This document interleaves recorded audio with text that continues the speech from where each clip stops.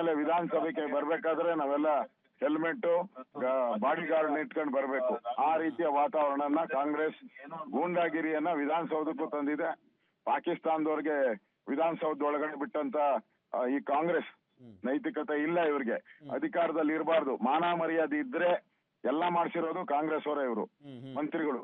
ಮಾನ ಮರ್ಯಾದೆ ಇದ್ರೆ ರಾಜೀನಾಮೆ ಕೊಟ್ಟು ಮನೆಗೆ ಹೋಗ್ಬೇಕು ಅವರು. ಸರ್ ಎಲ್ಲಿದ್ದೀರಾ ಇವಾಗ? ಏನಾದ್ರು ರಿಲೀಸ್ ಮಾಡ್ಲಾಯ್ತಾ? ನೀವು ಜೊತೆಲೆ ಬರ್ತಾ ಇದ್ರಲ್ಲ ಸಿ ಟಿ ರವಿ ಅವ್ರ ಜೊತೆ? ಇದ್ದೀನಿ. ಈಗ ನಾವು ಅವ್ರನ್ನ ಕೆಳಗಿಳಿಸಿ ನಮ್ಮ ಕಾರಲ್ಲೇ ಅವ್ರನ್ನ ಕರ್ಕೊಂಡ್ ಬರ್ತೀನಿ. ಕರ್ಕೊಂಡು ಹೋಗ್ತಾ ಇದ್ದೀರಾ ಸರ್ ಆಲ್ರೆಡಿ? ಇಲ್ಲ ನಾವು ಪೊಲೀಸರಿಗೆ ಹೇಳಿದೀನಿ ಇಲ್ಲೇ ಇಳಿಸಿ ಅಂತ. ಅವ್ರು 5 ನಿಮಿಷ ಟೈಮ್ ಕೇಳಿದ್ದಾರೆ ಪೊಲೀಸರು. ಮೆಸೇಜ್ಗೋಸ್ಕರ ಕಾಯ್ತಾ ಇದಾರೆ. ಇಲ್ಲಿ ನಿಲ್ಸಿ ನಾವು ಕರ್ಕೊಂಡ್ ಬರ್ತೀನಿ.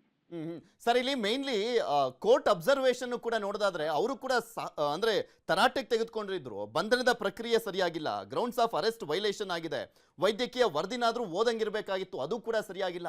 ಈ ರೀತಿಯಾಗಿ ನಡ್ಕೊಂಡಿದ್ದ ರೀತಿ ಎಷ್ಟು ಮಟ್ಟಿಗೆ ಅಂತ ಸರಿ ಅಂತ ಕೋರ್ಟ್ ಕೂಡ ಅಬ್ಸರ್ವ್ ಮಾಡಿದೆ ಇದನ್ನ. ಹೌದು, ಈ ಕೇಸ್ ನಡೆದಿರೋದು ವಿಧಾನಸಭೆ ಒಳಗಡೆ.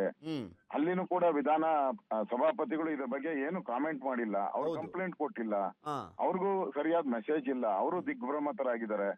ಇಲ್ಲಿ ಟ್ರೀಟ್ಮೆಂಟ್ ಕೊಟ್ಟಿಲ್ಲ, ಹೊಡೆದಿದ್ದಾರೆ. ಡಾಕ್ಟರ್ಗಳು ಟ್ರೀಟ್ಮೆಂಟ್ ಕೊಡ್ಬೇಕು, ಕೊಟ್ಟಿಲ್ಲ. ಯಾವನೋ ರೋಡಾಗ ಹೋಗೋನ್ ಕರ್ಕೊಂಡ್ಬಂದು ಬ್ಯಾಂಡೇಜ್ ಸುತ್ತಿದ್ದಾರೆ. ಮತ್ತೆ ಆಮೇಲೆ ಜನಪ್ರತಿನಿಧಿಯನ್ನ ಎತ್ತಾಕೊಂಡು ಹೋಗೋದು, ಎಳ್ಕೊಂಡು ಹೋಗೋದು, ಏನ್ ಮೆಸೇಜ್ ಕೊಡುತ್ತೆ ಕಾಂಗ್ರೆಸ್ ರೀ? ಇದು ಲಲ್ಲು ಪ್ರಸಾದ್ ಇದ್ನಲ್ಲ ಗುಂಡಾ ರಾಜ್ಯ ಅಂತ, ಅವನೊಬ್ಬ ಕಳ್ಳ. ಇಲ್ಲೂ ಅದೇ ತರದ ಕಳ್ಳ ರಾಜ್ಯ ನಡೀತಾ ಇದೆ ಅಷ್ಟೇ. ಸರ್ ಎಕ್ಸಾಕ್ಟ್ ಆಗಿ ಯಾವ ಸ್ಪಾಟ್ ಅಲ್ಲಿ ಇದ್ದೀರಾ ಸರ್?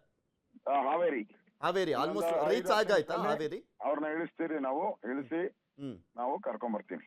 ಸರ್ ಇಲ್ಲಿ ಸಭಾಪತಿಗಳು ರೂಲಿಂಗ್ ಕೊಟ್ಟಾದ್ಮೇಲೂ ಕೂಡ ಸೆಕ್ಷನ್ 75, 79 ಅನ್ನ ಹಾಕಿದ್ರು. ಕೋರ್ಟ್ ಕೂಡ ಅದನ್ನೇ ಹೇಳ್ತು. 41A ಪ್ರಕಾರ ಫಸ್ಟ್ ನೋಟಿಸ್ ಕೊಡಬೇಕು, ನೋಟಿಸ್ ಕೊಟ್ಟಾದ್ಮೇಲೆ ಅವ್ರ ರಿಯಾಕ್ಷನ್ ತಗೊಂಡಾದ್ಮೇಲೆ ಬಂಧನ ಮಾಡ್ಬೇಕಾ ಬೇಡವಾ ಅನ್ನುವಂಥದ್ರ ಬಗ್ಗೆ ತೀರ್ಮಾನ ಮಾಡಬೇಕಾಗಿತ್ತು. ಇದ್ಯಾವುದನ್ನು ಕೂಡ ಫಾಲೋನೇ ಮಾಡ್ಲಿಲ್ವಲ್ಲ ಅಂತ ಒತ್ತಡ ಆಯ್ತಲ್ಲ. ಅವ್ರು ಇದಾರಲ್ಲ ಕಮಿಷನರ್, ಅವ್ನ್ ಬಿರೀ ಫೋನಲ್ಲೇ, ನಾನು ಹೋಗಿದ್ನಲ್ಲ ಸ್ಟೇಷನ್, ಬಿರೀ ಫೋನಲ್ಲೇ ಅಲ್ಲಿಂದ ಫೋನ್ ಬರೋದು ಇವ್ನ್ ಮಾಡೋದು, ಅಲ್ಲಿಂದ ಫೋನ್ ಬರೋದು ನಿಮಿಷಕ್ಕೂ ಇವ್ನ್ ಆಕ್ಷನ್ ಮಾಡೋದು. ನಾವು ಕಂಪ್ಲೇಂಟ್ ಕೊಟ್ರೆ, ನಾನ್ ಕಂಪ್ಲೇಂಟ್ ಕೊಡಕ್ ಹೋಗಿದ್ದು ಸ್ಟೇಷನ್ಗೆ, ನಾನು ವಿರೋಧ ಪಕ್ಷದ ನಾಯಕ, ನಮ್ಮ ಚಲವಾದಿ ಬಂದಿದ್ದಾರೆ, 5 ಅವರ್ ನಮ್ಮನ್ನು ಕಾಯಿಸಿದ್ದಾರೆ. ಕಂಪ್ಲೇಂಟ್ ತಗೊಂಡು ರಿಜಿಸ್ಟರ್ ಮಾಡಿಲ್ಲ. ಅವ್ರು ಕೊಟ್ರೆ ತಗೊಂಡು ಇಮಿಡಿಯೇಟ್ ಆಗಿ complaint lodge, FIR lodge, arrest, ಸುತ್ತುವಂಥದ್ದು, ಹೊಡೆಯುವಂಥದ್ದು ಎಲ್ಲ ಮಾಡಿದ್ರು. ಅವ್ರಿಗೆ ಯಾಕೆ ಮಾಡ್ಲಿಲ್ಲ ಅದನ್ನ? ಇಲ್ಲೇ ಅರ್ಥ ಆಗ್ತೈತಲ್ಲ ಗೂಂಡಾಗಿರಿ. ಈ ಕಾಂಗ್ರೆಸ್ ಈ ರಾಜ್ಯದಲ್ಲಿ ಬಂದಾಗೆಲ್ಲ ಗೂಂಡಾಗಿರಿ.